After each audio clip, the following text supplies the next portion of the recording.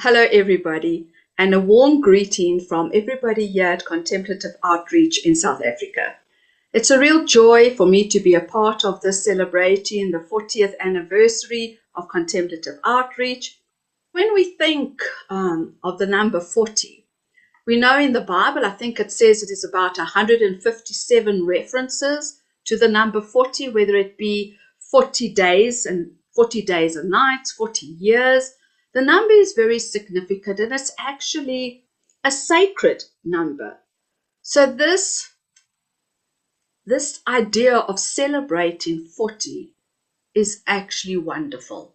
And it's a way for us to acknowledge what has gone before us and to take responsibility actually for what lies ahead of us in the next 40, or closer still the next 10, because 50 years is also significant because then it's the year of Jubilee and it has its own spiritual significance around the number 50. So when we look at the number 40, what it means, it denotes always a change. So it would be interesting in whatever you are reading in the scriptures around that number 40 to look out for what is the change that happens after either the 40 days, the 40 years. What was the change that happened? It's about renewal. It's about transition. It's about ending one great task and starting another great task. And right throughout it, wherever there's 40, there's also testing, trials, suffering, but always with a change at the end. Old ideas are set aside, and new inspiration and understanding is set forth in these 40 days, 40 nights. I think for us, sometimes it can even be 40 seconds, 40 minutes, 40 hours. It's not the length of time. It's that 40 denotes a change. And I know in my own life, I think I've needed many 40-day experiences to really get to grips with whatever it is that God wants to teach me. I might need 40 days more than once. Moses needed to go up that mountain more than once to come down with the tabernacle, which took the 10 commandments with law to the picture of grace that was set out in the tabernacle, that was set out to show how did God actually want them to relate to him. Not just don't do this, don't do that, thou shalt not, thou shalt not, thou shalt not. But there came a way of relating. There was the outer course, the sacrificial system. There was the inner court, the incense, the worship. There was a way set out of relating to God that was better than sacrifice. And there was grace, that certainty always of forgiveness when we fail. I think for me, I love the story of Elijah, where there was a man that went in a couple of hours, I think, from hero to zero. So there we have Elijah, this mighty prophet of God, working this extraordinary miracle of calling down rain where there had been drought. And bearing in mind, all he saw was a wisp of a cloud in the sky. And on that, he based his faith and certainty that when he asked God for rain, rain would come. And indeed it did. And of course, he then goes on after that to slay all the Baal prophets, which didn't go down very well with old Jezebel. And there's old Jezebel coming after Elijah and saying, I'm going to kill you. Now, here's this mighty man of God, having experienced what it's like to be an instrument in the hands of God. Everybody's saying, oh, Elijah, what a prophet. And here comes Jezebel, I'm going to kill you. And this hero turns into a wimp, deflates immediately and runs away in great fear for his life. And there starts his 40-day journey. From that point, journeying towards Mount Sinai, Mount Horeb, to encounter God. And we know that story, how it ends with him being in the cave. And then God calls him and he stands out in the doorway in the mouth of the cave. And he doesn't come in the voice of the earthquake or the mighty wind, but we find God speaking to him in the still small voice.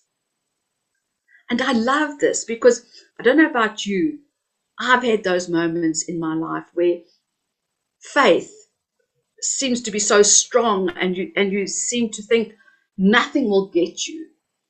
And in another moment, something completely shatters you.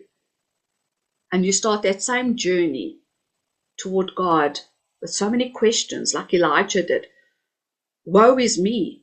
I'm the only one left. Where's everybody? I've got nobody to support me. I might as well die. And so this great hero becomes full of self-pity and desperate. But what I love is he journeyed toward God, toward meeting with God. Took him 40 days to do that. And after 40 days, and hearing God's still small voice, he's turned around and God sends him right back from the way he came. But this time he knew he was not alone. He knew that God was providing him with Elisha, that he's never doing that journey. Whatever God asks him to do, he's not alone. And the rest of his life is spent walking with Elisha, training him, walking. Even when he leaves the earth in that chariot, it's Elisha who's his companion. He had to learn that he's never alone. And so for us, we do those journeys. We learn from these stories. It took 40 days, 40 nights for Elijah to actually realize that he's never alone and he's not the only one, and that God is there for him, even when your life looks like God is nowhere and he can't be found. 40 is really very significant. As I say, it's not always about days or hours or months or years. It's about a season that God seems to have set in his own will and plan to be able to change us, to transform us, to move us from the false self into more moments living out of the true self. We need that change. Sometimes it's wonderful moments that change us, but a lot of the time it's pain, it's suffering, it's trials. These are the things, unfortunately, that help us face, like Elijah had to face the fears within him. We sometimes have to face, or often face, the fears within ourselves.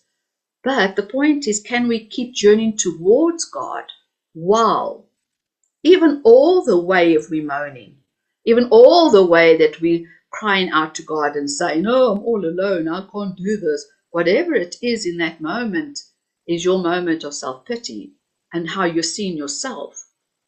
But keep moving, keep moving, keep moving. And I think every time we sit in our centering, it's like we're doing that movement toward God, toward the still small voice that will change how we think, how we see, how we respond. So every sit is like a moment of 40 that goes towards bringing about a transition within ourselves, a transformation within ourselves, that brings about a change, that opens a new door within ourselves to the greatness of God within us. And so I think as we look at that, there's many stories, especially in the Old Testament, of David and Goliath. I mean, Goliath taunted them for 40 days before David comes along and does the seemingly impossible. A little youth slaying a giant. But that's what our spiritual journey is all about, isn't it? Us as the little youth, in our experience, of knowing God through our centering prayer and our Lectio Divina, slaying the many giants that are along our journeys. And there are many. And sometimes it takes us longer than 40 days to slay them, and then we do another season of 40. But the victory is there. So what can these stories really tell us? I think for me, I love the idea that God has a definite plan or time frame in mind. It's not a nilly-willy thing of, okay, I'll leave them for a while and go on a vacation and wait and see how long it's going to take them. God has a set time in his plan for you and for me to bring about the change that is needed. There's hope in that. I find hope in that. It's not a season that has no ending to it. I'm sure if somebody had to sit down and record the last 40 years of contemplative outreach, its history, they'll be able to show how it changed from the beginning to what it is now. How there's been, through testing and trial, it didn't come without sacrifice. I read a bit on Mary Mazowski on her audacity to be divine. It cost to set up this community. It cost her. I'm sure it cost Father Thomas and many others. They had to give up so much of their own life to pursue this journey, but they kept going towards God. And so today, we have a community that's been gifted to us, a supportive community. We have a way of life to live into because they kept moving toward God. They took their 40 years and they've turned it into something so remarkable. And so I just want to end with, what about the next 40 years? Some of us might be here or we might not be here. Some that are sitting there today where you are sitting will be, some won't be. But when the next generation looks back at the 40 years that's to come from now on, what will they see? What will have changed? We've inherited by others, and not only the last 40 years, going back centuries, others' commitment to the contemplative life. We've inherited a fruitful vineyard, a fruitful land that we step into. But we have to ensure that there's a fruitful land for those in the next generation that can partake, because we have sown a crop that is really for them to eat from, as we are eating from the crop that others have set for us. So how do we go forward? How do we enter into the promised land? How do we live the contemplative life? We have our centering, we have our Lectio Divina, and all the wonderful prayer practices. And if you notice, they're all around 40 days. So when they set that up, they understood the principle of 40. It's to bring a change. So when we're doing like the prayer of forgiveness, it is to change the unforgiveness and to allow the forgiveness to enter in.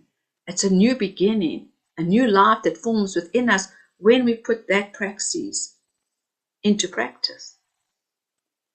So I don't know what is, and I'm hoping that as we journey forward together as a community, an international community, isn't that wonderful, from all over the world, we would be able to encourage each other about living the contemplative life.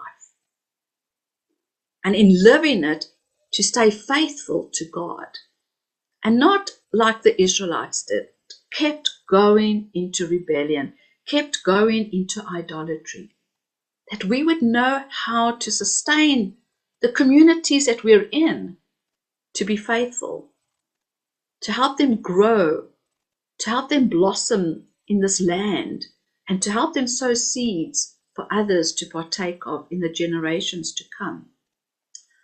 And so I'll leave that with you there, and maybe in time we can, We always look to contemplative outreach to guide us, that in the leadership that there is now, post Thomas Keating's death,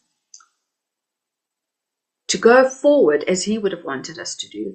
Thomas was always moving forward, never stagnating, forward. The more of God that needed to be discovered, the more of me in God that needed to be discovered. What God can do through me needs to be discovered. Always. We never reach an end point, an arrival point. Where will we go? How will we do it?